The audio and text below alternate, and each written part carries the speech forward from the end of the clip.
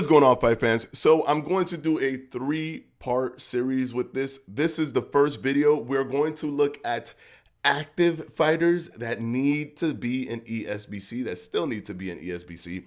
Then after this, we're going to look at modern legends, or fighters who fought in the modern times but no longer fight anymore, but also need to be in ESBC. And then we're going to look at legends that still need to be in ESBC. One quick mention before I even start is Manny Pacquiao. I have him right now in a gray area, so he won't be in this video because I heard he may fight again in January, but it's hard to tell. However, if they grab Manny Pacquiao, I'm mentioning this now, if they grab Manny Pacquiao, he will move a lot of copies because, man, he's Manny Pacquiao. He will definitely create a lot of sales for ESBC. With that being said, let's move into the video. Without any further ado, this is Edward, and you're watching Boxing Fanatico.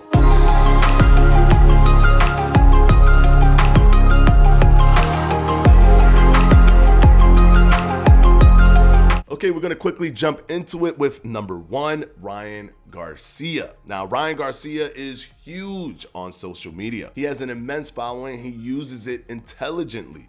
But unlike maybe someone like Jake Paul, he's a boxer that figured out how to use social media. He wasn't a social media personality that figured out how to box. It is a completely different thing. So Ryan Garcia is actually in the trenches, well, considered one of the 4 kings that could be set to fight other fighters within that 4-king structure. Plus, he has an incredibly entertaining style with his incredibly fast hands. I think if they grabbed Ryan Garcia, they will definitely sell more copies. So let's hope that somehow they can get Ryan Garcia to be in this game. Let's go ahead and move on to number 4, Naoya Inoue. This Japanese monster is incredibly entertaining to watch and incredibly unique. With the insane amount of pressure that he applies to all his opponents and his pinpoint accuracy for his body shot setups, the amount of talent that comes from the Japanese monster is nearly second to none. Inoue brings that flair, that style, and that uniqueness that ESBC will definitely benefit from. He's a world-renowned fighter with insane technical abilities and an incredible power proportionate to his size. There's no doubt in my mind that Inoue will be an amazing grab for ESBC. Now let's go ahead and move on to number 3, Deontay the Bronze Bomber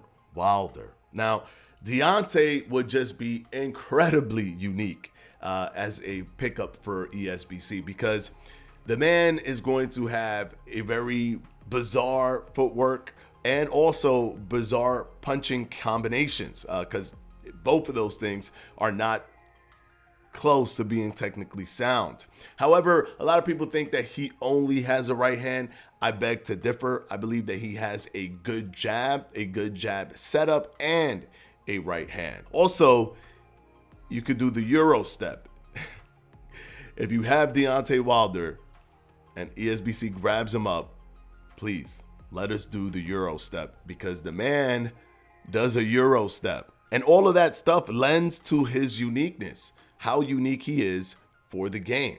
So I think that it'll be fantastic to have Deontay Wilder in there, have his great jab, his good jab setup, and his immensely powerful, world-breaking right hand that could essentially be the most powerful right hand of all time. And I'm sure that a lot of you, including myself, still want Deontay Wilder to be in this game. Now let's go ahead and move on to number 2, Errol the Truth Spence Jr. Errol the Truth Spence is one of the top tier talents right now. He's one of the highest in pay-per-view buys. Right now, unfortunately, he has suffered an eye injury with a torn retina, but that doesn't take away from the body of work, from the things that he has done. He is undefeated and essentially going for undisputed at the welterweight division. I think that Errol Spence Jr. will be an amazing grab, and considering that Terrence Bud Crawford is in the game already, getting him would be fantastic, as we can basically pair both of them up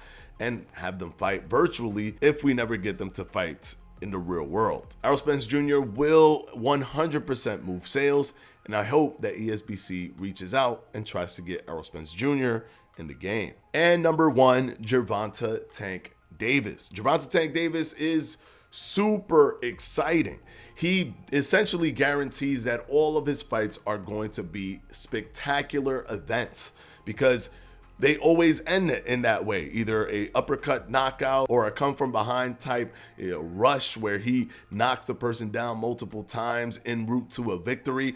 I think Giovanta Tank Davis would add so much excitement. And let's not forget his slick and defensive style. He's still really smart when he's in there. And he's essentially shorter than everyone. He has a little stocky type frame that would just make him even more fun to use. And of course, we cannot forget his immense power proportionate to his size. Giovanta Tank Davis is a beautiful grab for ESBC if they're able to get him. Now, let me talk about a few things before I close this video. I do want to say that I know that there's a lot of people out there that are like, Edward, can you stop telling them to get more people, please? We just want the game to come out. I would argue that, yeah, I get it. I want the game to come out too, but come on, just be a little bit more patient because when the game comes out, either sooner or later, we'll have it. We'll have it. If we fast forward to the moment that the game comes out, if you could press a button right now and we just go to that time so we can play it on day one release, we'll have the game. But when we look back, and we've been playing the game for months and even a year, and we look back and we look at the roster, you don't want anybody that could have been in the game to not be in it. When it's all said and done, when the dust settles, you want everybody that could possibly have been in it to be in it. So you don't have to really worry about anything. You can make all the matchups that you like from the fighters that are in the game. Trust me, we'll have the game one day, but you want to make sure that the roster is literally the gold standard for modern and current fighters, never seen before by any boxing game, and probably will never be seen before because there's this excitement and buzz that's happening from a game not being out for 10 years. Even fighters are in on that buzz because they're like, listen, I've always wanted to be in a boxing game, and it was 10 years ago. No one even knew who I was. Now I have an opportunity, but we don't know what's going to happen with boxing games that come after Esports Boxing Club. Even for Esports Boxing Club 2, we don't know what's going to happen. So guys, please understand that if we can get everybody that we can get, at the end of the day, it will be much better for us, the consumer, and even for Esports Boxing Club themselves. And I do want to say some honorable mentions. Gerard Boots Ennis with his slick style and creative defensive tactics. Devin Haney being one of the best in his division. And also Teofimo Lopez with his immense power. And I mean, the man beat Lomachenko. You can't take that away from Teofimo Lopez. All right, so I will see you in about 2 days with the non-active modern legends. And then in 2 more days after that, we will look at the legends to look at the top 5 fighters in each category that is still missing in ESBC. This is Edward, and I'll see you in the next one.